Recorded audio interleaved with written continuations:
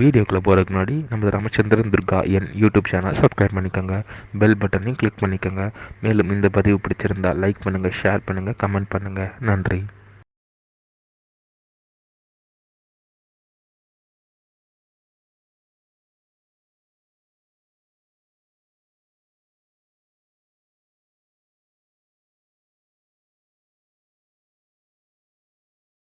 ஸ்ரீ குருभ्यो நமः.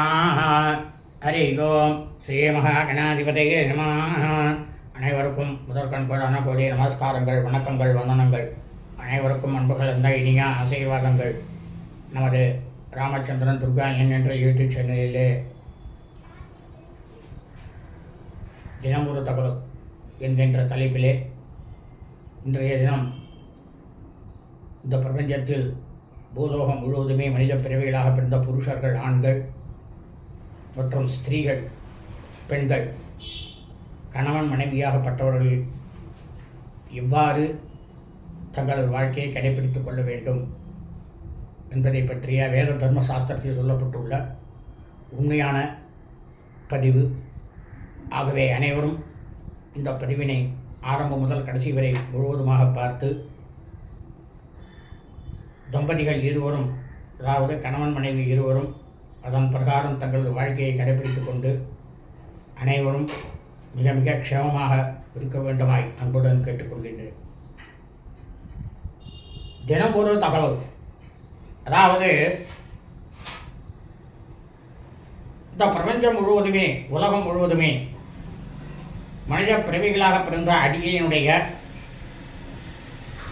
புருஷர்களாகப்பட்ட ஆண்கள் மற்றும் ஸ்திரீகளாகப்பட்ட பெண்கள் அனைத்து மெய்யன்பர்களுக்கும் முக்கியமான பதிவு. அதாவது ஒவ்வொரு ஆணுக்கும் பெண்ணிற்கும் விவாகம் என்று நடக்கும், அதாவது திருமணம். அந்த திருமண சடங்கானது என்னவென்றால் அதனுடைய அர்த்தம், ஒரு ஆணாகப்பட்டவன் அந்த மணமகளினுடைய கையை பிடிக்கும் பொழுது, நான் என்னுடைய வாமபாகமாக, என்னுடைய உடலில் இருக்கக்கூடிய வாமபாகம் மாறல, வாமபாகம்னா இடபாகம், அதே உனக்கு தருகிறேன் அப்படின்னு சொல்றதா அர்த்தம். அதே அந்த பெண்ணாகப்பட்டவள் அவ என்ன சொல்றான்னாக்க, உங்களை என்னுடைய உயிர் மூச்சு இருக்கும் வரை ஹிருதயத்திலே தங்களை பரமாத்மா சுரூபமாக நான் வைத்துக் கொள்கின்றேன் என்றுதான் அன்றைய தினத்திலே அக்னியை பிரதட்சணம் செய்து, அதாவது வலம் செய்து அவர்கள் தங்களது வாழ்க்கையை தொடங்குகின்றார்கள்.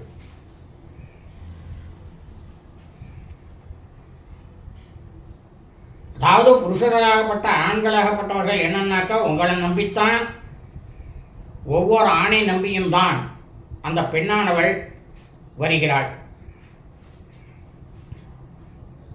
அந்த பெண்ணாகப்பட்டவளுக்கு இந்த ஆண்மகனானவன் இவர் தன்னையும் காப்பாற்றுவார், அவரது குடும்பத்தையும் நாம் காப்பாற்ற வேண்டும் என்ற ஒரே நோக்கத்துடன் அவளும் அந்த கணவருடைய வீட்டிற்குள் நுழைகிறாள்.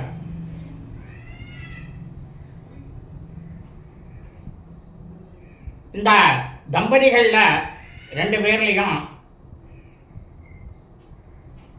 புருஷர்களாகப்பட்ட ஆண்களுக்கு விவாகம் நடந்த அந்த தினம் முதல் நமக்கு தாயார் என்ற இன்னொரு ஸ்தானத்தை இந்த மணமகள், இந்த பெண்ணானவள் பெற்றுக்கொள்கிறாள், தனது மனைவியானவள். தன்னுடைய தாயை போலவே அவளையும் தாயாக பாவிக்க வேண்டும். அவள் மனைவிதான். இந்த உணர்ச்சிகள்லாம் அதெல்லாம் உண்டு, அதெல்லாம் நீங்கள் தாராளமாக செஞ்சுக்கலாம், அதெல்லாம் எந்த விதத்திலையும் தப்பு இல்லை. மனைவிக்கு உண்டான கர்மங்கள் என்னென்ன இருக்கோ அதெல்லாம் தாராளமாக செய்யலாம். ஆனால் அவள் ஒரு தாய்.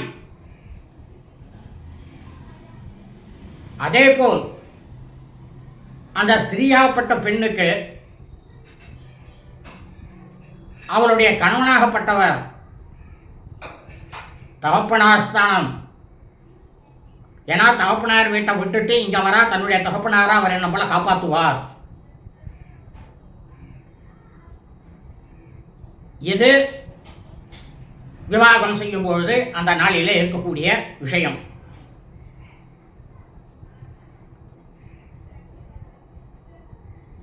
அதாவது ஒவ்வொரு கணவனும் மனைவியும், கணவனாகப்பட்டவர் தன்னுடைய தாயாருடைய முழு சொல்லையும் கேட்கக்கூடாது. ஏன்னா விவாகம் ஆகிற வரைக்கும் தாய் தோப்புனாரோட சொல்ல கேட்கணும், அதுக்கப்புறமும் தாய் தோப்புனார் சொல்ல கேட்கணும். எப்படின்னா ஒரு 50% கேட்கணும், மனைவிக்கு 50% கொடுக்கணும். அதே போல் அந்த ஸ்திரீயாகப்பட்டவள், பெண்ணாகப்பட்டவள் என்ன பண்ணணும்? தன்னுடைய தாயார் தகப்பனார் நம்ம விட்டுட்டு வந்துட்டோம், தன்னுடைய கணவருடைய தாயார் தகப்பனாரையும் தன்னுடைய தாயார் தகப்பனாராக பார்க்கணும். அந்த குடும்பத்தை அவள் தான் நடத்திட்டு போகணும். காரணம் என்னன்னா, விவாகம் ஆனால் எந்த ஒரு பெண்ணாக இருந்தாலும் சரி, ஸ்திரீயாக இருந்தாலும் சரி, அவள் தான் அந்த குடும்பத்தை வழிநடத்தி செல்பவள். இதனுடைய தொடர்ச்சி நாளை மீண்டும் உங்களுக்கு விளக்கமாக பதிவிடுகிறேன். அதாவது வேத தர்ம சாஸ்திரத்தில் சொல்லப்பட்டுள்ள உண்மையான விஷயத்தை விளக்கமாக தங்களுக்கு சொல்ல இருக்கின்றோம். லோகா சமஸ்தா ஸ்வினோ பவந்தோ சுப அஸ்து.